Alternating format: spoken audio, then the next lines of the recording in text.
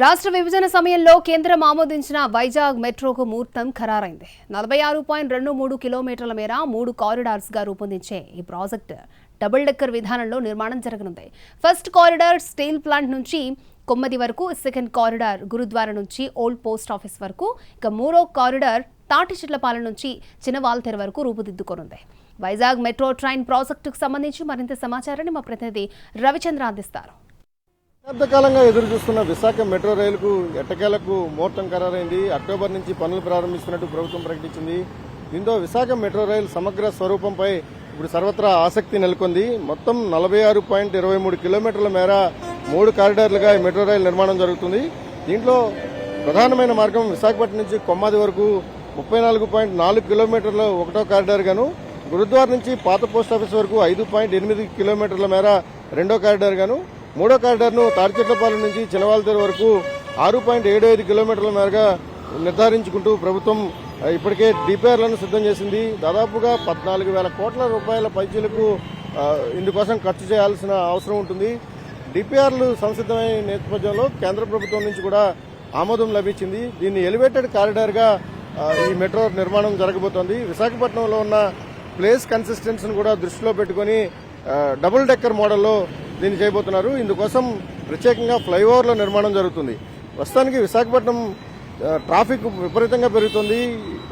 రోడ్లపైకి ఏటా వస్తున్న వాహనాల సంఖ్య కూడా అధికంగా ఉంటుంది.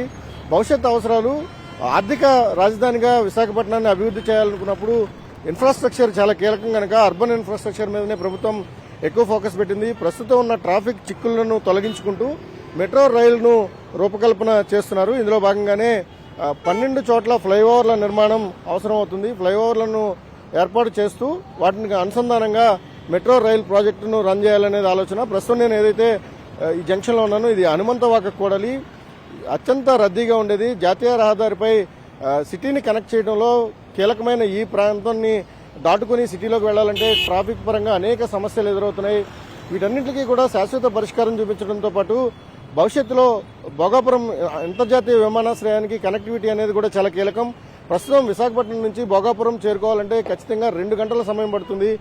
అంతర్జాతీయ విమాన ప్రయాణికులు కావచ్చు, లేకపోతే దేశీయ విమాన ప్రయాణికులు ఎయిర్పోర్ట్లో దిగి సిటీలోకి రావాలంటే పట్టే సమయాన్ని మరింత తగ్గించాలనుకున్నప్పుడు ఖచ్చితంగా మెట్రో రైలుతో పాటుగా అనుసంధానమైన అర్బన్ ఇన్ఫ్రాస్ట్రక్చర్కు రోడ్లు, అలాగే ఏదైతే ఫ్లైఓవర్లు ఉంటాయో ఫ్లైఓవర్ల పైన కూడా పూర్తిగా కాన్సన్ట్రేట్ చేస్తున్న పరిస్థితి ఉంది.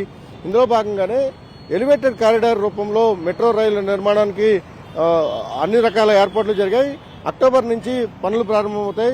ప్రధానమైన కారిడార్ జాతీయ రహదారి పైన వెళ్తుంది. 16వ నెంబర్ జాతీయ రహదారిపై స్టీల్ ప్లాంట్ నుంచి కొమ్మది వరకు ఫస్ట్ కారిడార్, ఆ తర్వాత మిగిలిన 2 కారిడార్ పనులను కూడా ప్రారంభిస్తామని ప్రభుత్వం ఇప్పటికే ప్రకటించింది.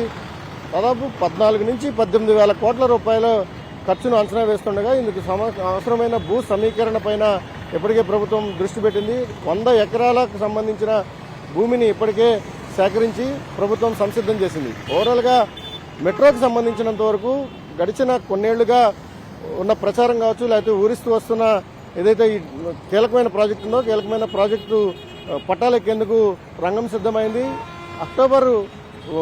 ప్రధానంగా అక్టోబర్ నెలలో విజయదశమి రోజు పనులు ప్రారంభించే అవకాశాలు అయితే స్పష్టంగా కనిపిస్తున్నాయి. ఓవరాల్ గా విశాఖపట్నం మెట్రో రైలుకు సంబంధించి ముహూర్తం ఖరారు కావడం, అది కూడా 3 కారిడార్లలో అత్యంత కీలకమైన మార్గాల ద్వారా దీన్ని తీసుకెళ్లే దిశగా ప్రభుత్వం చర్యలు చేపట్టిన నేపథ్యంలో విశాఖపట్నానికి సంబంధించిన కొత్త రూపు రాబోతోంది. అర్బన్ ఇన్ఫ్రాస్ట్రక్చర్ పెరగడంతో పాటుగా భోగాపురం కనెక్టివిటీ, విశాఖ నగర ప్రజలకు అవసరమైన పబ్లిక్ ట్రాన్స్పోర్ట్ సిస్టమ్ కూడా మరింత విస్తృతమయ్యే అవకాశం కనిపిస్తోంది. కెమెరామెన్ రవితో రవిచంద్రన్, NTV, విశాఖపట్నం.